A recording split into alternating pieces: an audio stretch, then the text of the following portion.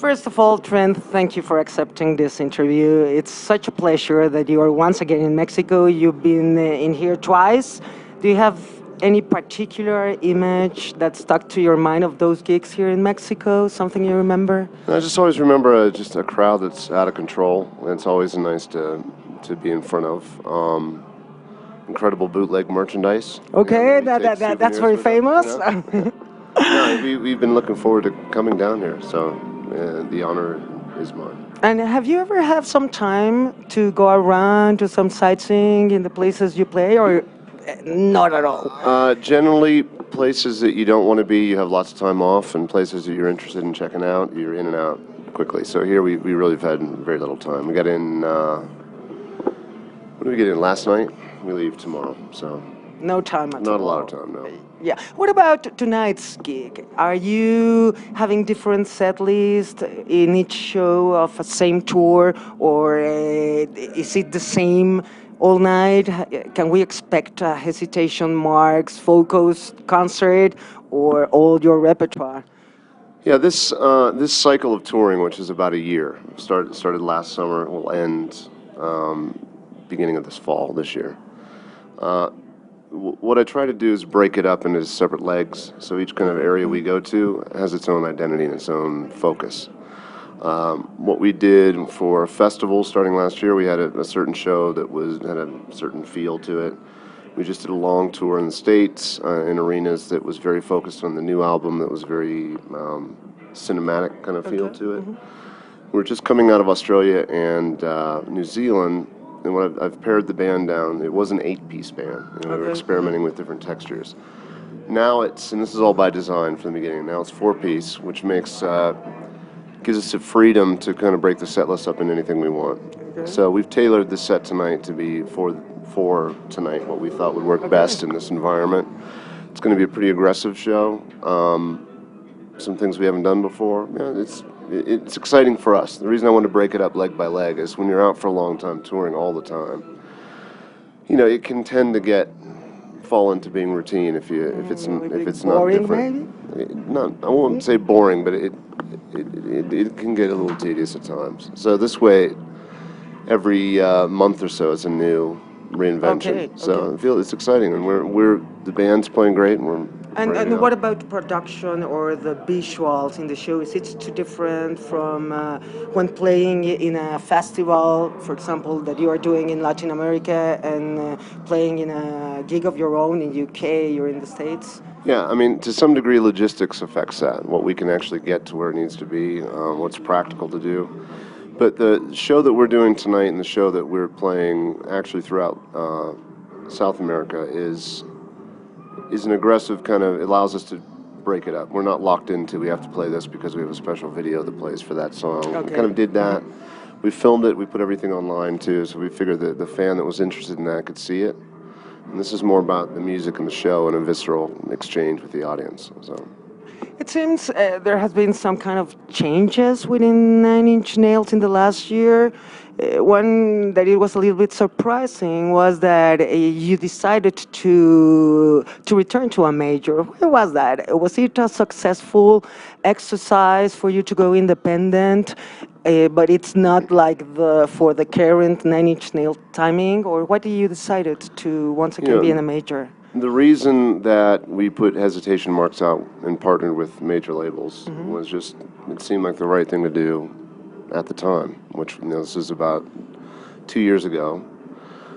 We knew there was a record finishing up. We'd spent, well, let me recap. We left a major label around 2008 or so. We spent the next few years completely independent, not an independent label, just ourselves. We made the records, we put them out direct to fans. We tried some different experiments of ways to present music to people. Sometimes pay what you want, sometimes it was bundled with a ticket. This one's free, this one comes with a coffee table book, just different things. And all of that felt like the right thing to do at the time. The downside of that can be sometimes you feel like that you are kind of preaching to the choir. You have your audience that's tuned into what you do, and you don't really get over that fence to anybody else. When I was writing Hesitation Marks, I felt like this record, I would like it to be heard by as many people as possible that could be interested in it.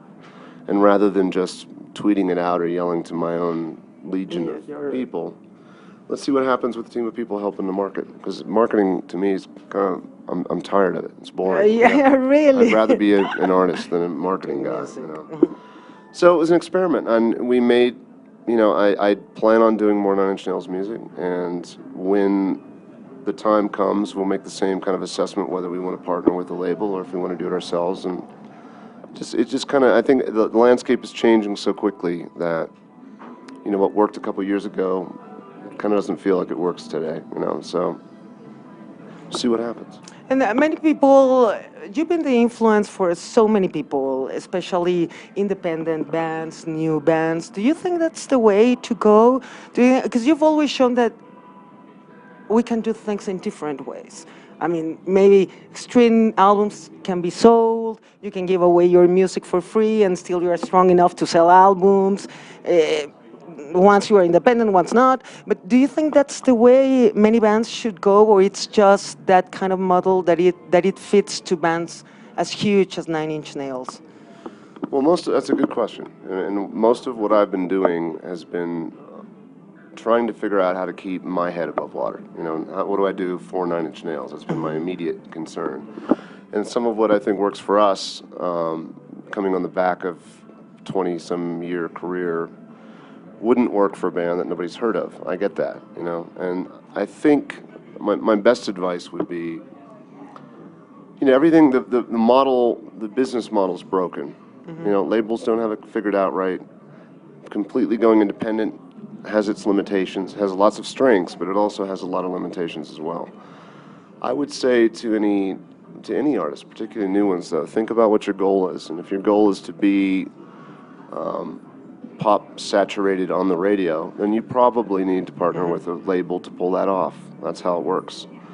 If you're trying to build an organic fan base, focus on your art. Try to make the best music you can, uncompromising. And you have something that we didn't have 10 or 20 years ago, which is you can publish it yourself. You can hit a button and the whole world, if interested, can tune into it. And that's a great tool, you know. I don't have it figured out. I don't think anybody's got it quite cracked yet, but I don't think there's a right or wrong way. Think about what it is you want to do, what you're trying to achieve. Make a logical decision what the best tools are to achieve it.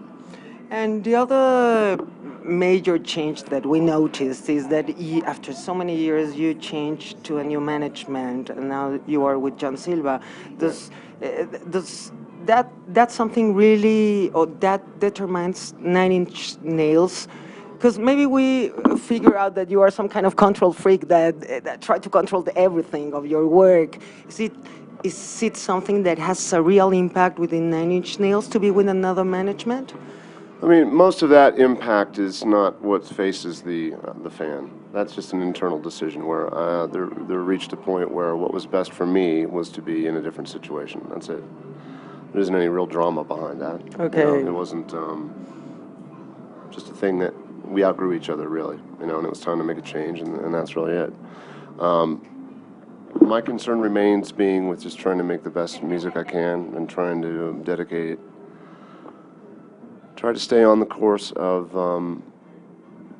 taking advantage of the honor of having some people paying attention to what I'm doing, you know, and try to do the best work I can and not let myself and my audience down. It's simple as that. And what about it? Does it surprise you that after almost 25 years of Pretty Hate Machine, Broken, 20 years of the Downward Spiral, there are still some media that gets shocked with Nine Inch Nails ideas or proposals? Do you think media really changed its moral within the years, or it's just the same? And or maybe Nine Inch Nails found those kind of views that are timeless and that will never expire. Because you can find Apple saying something about certain things, or Vimeo. Yeah, I mean, that's a tough question. I'm not really the best person to ask because I'm not objective because it's been an intimate part of me for so long, you know. I'm flattered and I'm constantly surprised, I guess, that I can play songs that some of them are 25 years old, and they still matter to me, and they still feel relevant to me. And I look out and I see someone yelling lyrics back at me that means something to them. And I certainly didn't think that 20-some years ago, sitting in my bedroom writing in a journal, thinking that anyone would ever hear this, let alone that I would be in a different country in front of a festival crowd. Means something to them. And I mean, that's a great. It's always a kind of astounding thing to realize, you know, and I'm humbled by that. I think another thing that comes to mind regarding the question you asked. What always appealed to me about rock music was the lawlessness of it, the lack of boundaries, the sense that there weren't rules, and if there were, you could break them, and the only limitations are what you could come up with and create, and the sense of anarchy and rebelliousness and the coloring outside the lines. And that's what's the best rock music that inspired me. It felt like it had some degree of, it gave me freedom personally as a fan, as a listener. I was like, wow, it opened my mind up, whether it was being outrageous or whether it was saying something that I hadn't heard before, or if it gave me some sense that I wasn't this kid living in some small town where life was happening over there. It gave me freedom. And I've tried to just adhere to that myself and think and try to make music that was as uncompromising as possible. And what the media thinks of it, I've learned over the years, changes over time. You know, records I put out that no one liked 5, 6, 7, 8 years later, well, that's their favorite album. You know, and if you listen too much to people, I think it can be very destructive, you know, in terms of your having the courage to try things. You know, so. What about you have been able to surprise many people in many ways, in your collaborations. You are a producer, a musician, etc., etc. But what surprised you? Are you into some kind of themes by now? I mean, everybody knows that maybe 10 years ago or 20 years ago, you were like into. It was said that you were into extreme, looking like what's going on in extreme scenes or morbid things. Are you having certain themes that really catch your mind every time you see something about that theme? No, that's a good point. I think as I've grown older and matured, which I believe I have, and I'm not ashamed to say that, my interests have changed. What matters to me changes, as I think anybody does. You know, I've tried not to let Nine Inch Nails trap me into thinking I have to act a certain way or have to make music that sounds a certain way. I've unexpectedly found that, for example, working in film, which was never my plan, but having the opportunity to do that and work with David Fincher, for example, was hard, you know, and it was very difficult to try to figure out how to do that. But it was fun, and it inspired me, and it led me into places where I started thinking about things I hadn't really thought about before. And I think the main thing that's been inspiring to me lately is just trying to be a better composer, think more carefully about music in ways that might be outside of pop music. Think about expanding what Nine Inch Nails could be in terms of its palette. Looking for things that inspire me, trying to remain inspired, trying to keep myself in a place where it never feels routine, it never feels like a job, and it never feels like I'm going through the motions. And then I'm not sure what I'm up to. And that lack of confidence, I don't know, the not having a net beneath me is invigorating. It feels good. Yeah, and it's tough to keep going. I guess, no. I mean, after so many years, you have to find out how you're not gonna be just in one place and keep moving. Well, it's important to me that Nine Inch Nails and anything I'm doing, but currently I'm doing Nine Inch Nails, so I'll say that as an example. It doesn't feel like nostalgia, and doesn't feel like, oh, here's what we do. We go out and do this thing that we know how to do. I want it to always feel like we're not sure. We're trying new things. And once it becomes something that is just an expected thing you do, then I don't want to do it anymore. That's why I feel fortunate. I'm now able to work in film, or I'm able to do some of the things that I don't want this to become the safe. You've collaborated with so many people. Is there someone that you will be really willing to do something with? dead or alive, you say, okay, I Yeah, really no, respect this guy. I would like to do something with him. I feel more confident in myself in a lot of ways, and more comfortable with myself. So I've found in the last few years collaborating, whether it be with David Fincher or the rest of my band in How to Destroy Angels, or my partners Atticus Ross and Alan Moulder and Nine Inch Nails, or the band I have currently, or Saul Williams, or whoever it is. It's less intimidating to me and more fun now. So I'm completely open to trying things. Can I name a list of people I want to collaborate with? Not exactly off the top of my head, but I'm excited about the prospect of them. Are you used to look out for new music, to listen certain Yeah. bands? Which kind of music are you listening by now? I try to keep an open mind and keep my ear to what's going on. And a lot of stuff that's out now I'm not crazy about. It feels like fashion versus an important artistic statement. But there's things that creep up that I think are great. I mean, just top of my head, we're going to have Death Grips play with us in the States. Okay, yeah. When we go back. I'm excited about, and they've mentioned possible collaboration, and that excites me. So there's good stuff out there. Many people, when they are attending to a gig of yours, and many bands are expecting like 2, 3, 4 songs that they think they are the climax of the show. But from your side, not that you enjoy playing it because you love it, because Yeah. there's certain special song for you, but are you having that song that you're expecting to play to see the reaction of the audience, to see how they become crazy, and you are able to say, okay, that's it. This is the highlight of the show. No, I get it. I mean, when it comes down to what we play in the set, like the set tonight, in my opinion, is pretty well rounded. And I think we grab something from every album. I think, but generally we do. And the band that I've assembled, we kind of talked through what songs we felt inspired to try and rehearse up. And there's nothing in there that we don't like playing.